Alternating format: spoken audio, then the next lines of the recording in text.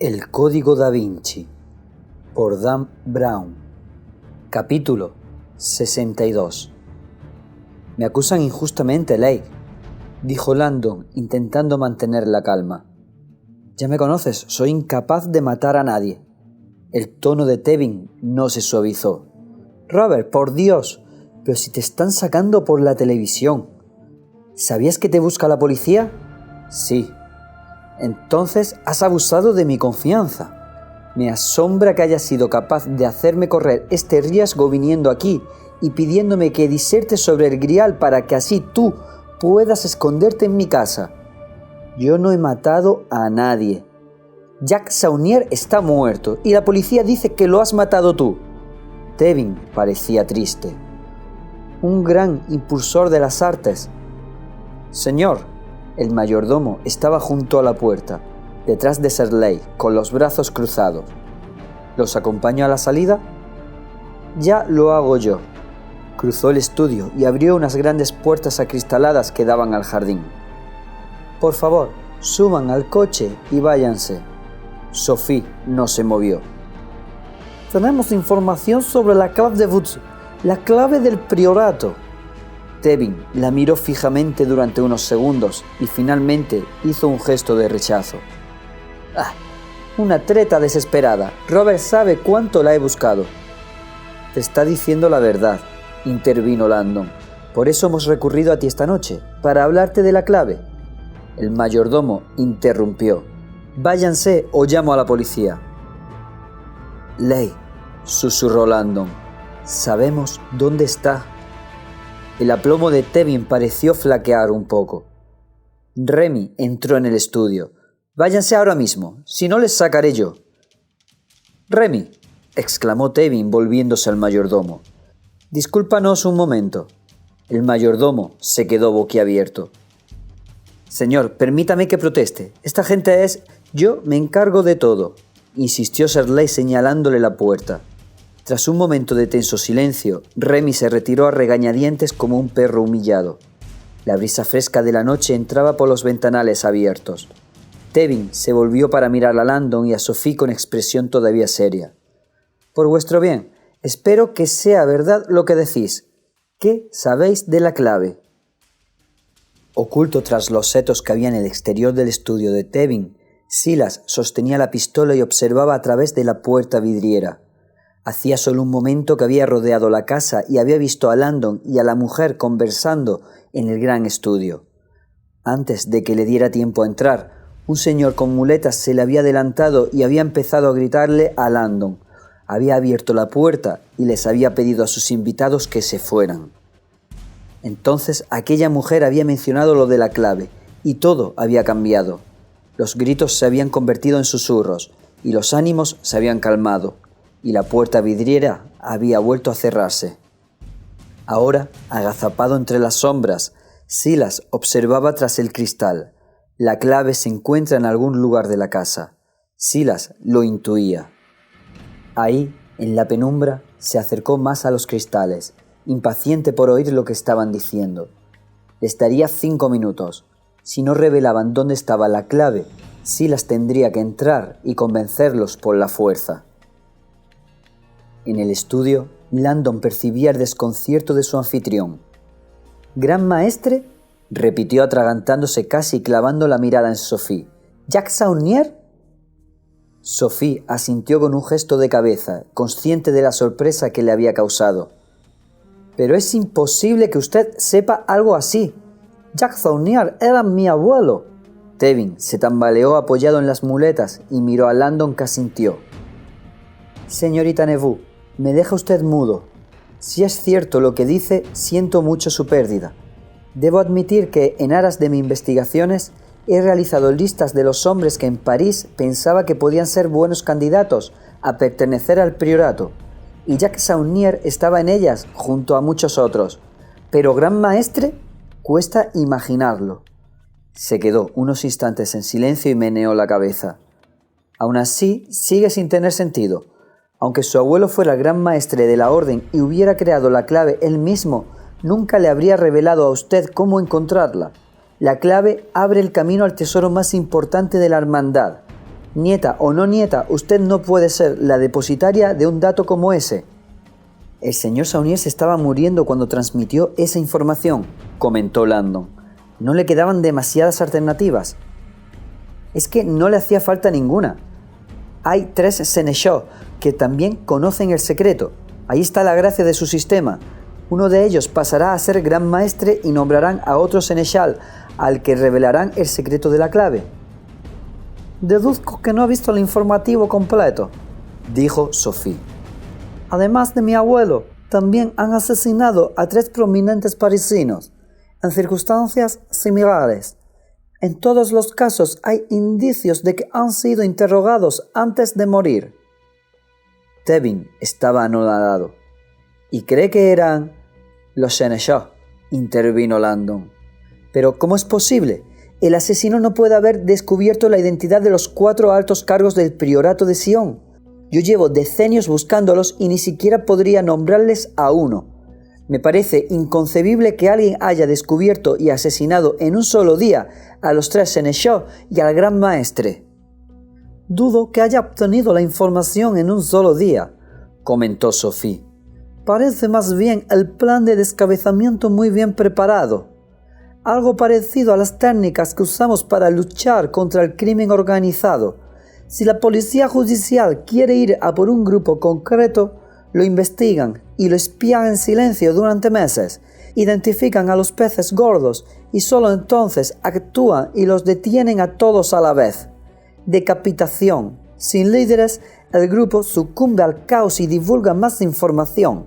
Es posible que alguien se haya dedicado a investigar con mucha paciencia al priorato y luego haya atacado, con la esperanza de que los altos mandos revelaran el paradero de la clave. Tevin no parecía convencido. Pero los hermanos no confesarían nunca. Juran guardar el secreto incluso ante una muerte inminente. Exacto, dijo Landon. Es decir, que si no divulgaran el secreto y todos murieran... Tevin ahogó un grito de horror. El paradero de la clave se perdería para siempre.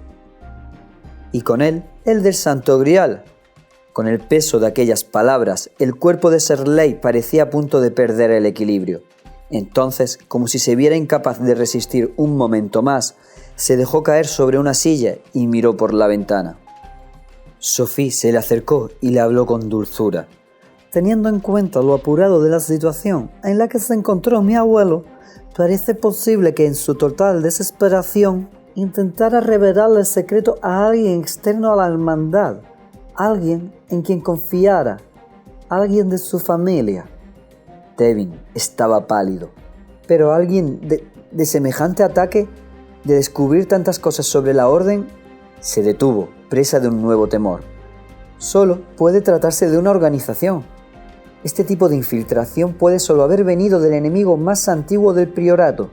Landon alzó la vista. De la Iglesia. ¿Y de quién si no?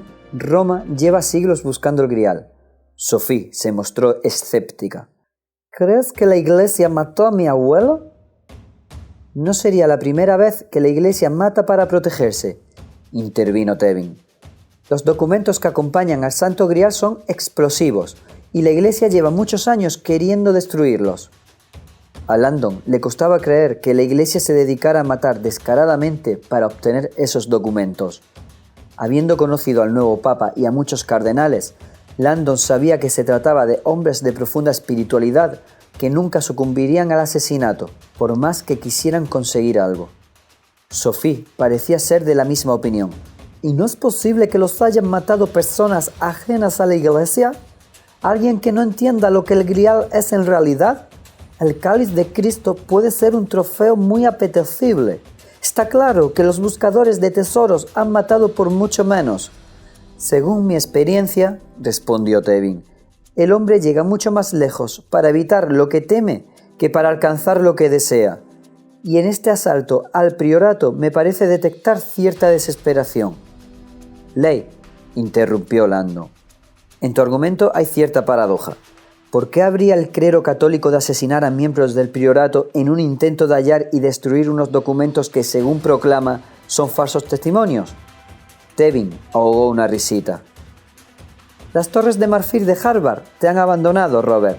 Sí, el clero de Roma está tocado por la fuerza de la fe, y precisamente por eso sus creencias pueden soportar cualquier tormenta, incluidos los documentos que contradicen lo que más sagrado es para ellos. Pero, ¿qué me dices del resto del mundo? ¿Qué hay de los que no están bendecidos por las mismas certezas? ¿Qué me dices de los que ven la crueldad del mundo y se preguntan dónde está Dios? ¿Y de los que saben de los escándalos de la Iglesia y se preguntan quiénes son esos hombres que afirman tener la verdad sobre Cristo y aún así mienten y encubren los abusos sexuales a niños cometidos por sus propios sacerdotes? Tevin se detuvo un instante. ¿Qué pasa con esa gente, Robert, si las persuasivas pruebas científicas demuestran que la versión de la historia de Jesús que propone la Iglesia no es exacta y que la mayor historia jamás contada es en realidad la mayor historia jamás inventada? Landon no le respondió. Pues ya te diré yo qué es lo que pasa si esos documentos salen a la luz, dijo Tevin, que el Vaticano se enfrentaría a la peor crisis de fe de sus 2 milenios de historia. «Pero si es la Iglesia la que está detrás de todo esto», preguntó Sophie tras un largo silencio. «¿Por qué actúa precisamente ahora, después de tantos años? El priorato tiene ocultos los documentos. ¿No suponen un peligro inminente para ella?» Tevin suspiró ruidosamente y miró a Landon. «Robert, supongo que estás al corriente de la misión final del priorato». Landon se quedó sin aire al pensar en ella. «Sí». «Señorita Neveu», dijo Tevin, «la Iglesia y el priorato se han sometido durante años a un acuerdo tácito, consistente en que la Iglesia no tocaba a la hermandad y ésta no sacaba a la luz los documentos del Santo Grial». Hizo una pausa. «Sin embargo, parte de la historia del priorato ha incluido siempre el plan para revelar el secreto. Al llegar a una fecha concreta, la hermandad planea romper su silencio y culminar su triunfo mostrando al mundo los documentos del Sangreal y gritando a los 4 vientos la verdadera historia de Jesucristo». Sophie se quedó mirando a Serley sin decir nada y se sentó. «¿Y cree que esa fecha está cerca? ¿Y que la Iglesia lo sabe?» «Una especulación como cualquier otra», respondió Tevin, «pero sin duda le proporcionaría a la Iglesia motivación para lanzar un ataque en toda regla que le permitiera encontrar los documentos antes de que fuera demasiado tarde». Landon tenía la incómoda sensación de que lo que decía Tevin no era en absoluto descabellado. «¿Crees que la Iglesia es capaz de encontrar pruebas fiables de la fecha que maneja el priorato? ¿Por qué no? Si aceptamos que ha sido capaz de descubrir las identidades de los 4 miembros de la cúpula del priorato, no hay duda de que podrían haberse enterado también de sus planes, e incluso si desconocen la fecha exacta, sus supersticiones pueden haber jugado a su favor». «¿Supersticiones?», preguntó Sophie. «En términos de profecías, en la actualidad estamos en una época de enormes cambios. Acabamos de terminar un milenio, y con él ha concluido la era astrológica de Piscis, que ha durado 2000 años y que representa el pez, que también es el símbolo de Jesús.